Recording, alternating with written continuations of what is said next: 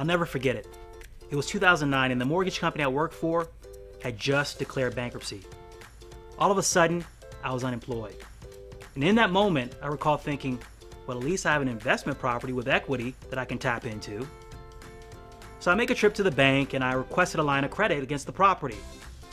Well, you can imagine my surprise when I was turned down due to the fact that I no longer was employed. And as much as I pleaded and tried to get them to understand, they weren't willing to let me have access to what I thought was my money. I learned a hard lesson that day, and I vowed to never have to be put in that position again. Maybe you can relate. Have you ever been put in a position where you thought a bank had your back, but then something beyond your control happens and you realize they didn't? In most cases, when it comes to loans and credit lines, the bank has the right, but not the obligation, to take certain actions. And almost always, those actions are going to fall in line with their interest.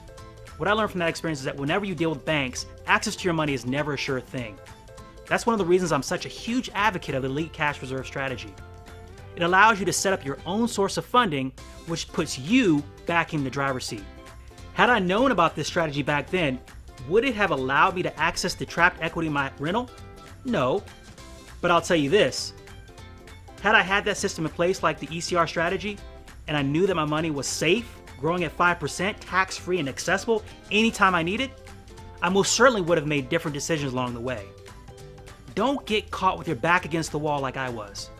Do yourself a favor and be prepared for life's curveballs. Contact me to learn more about the Elite Cash Reserve strategy and see if it's a right fit for you.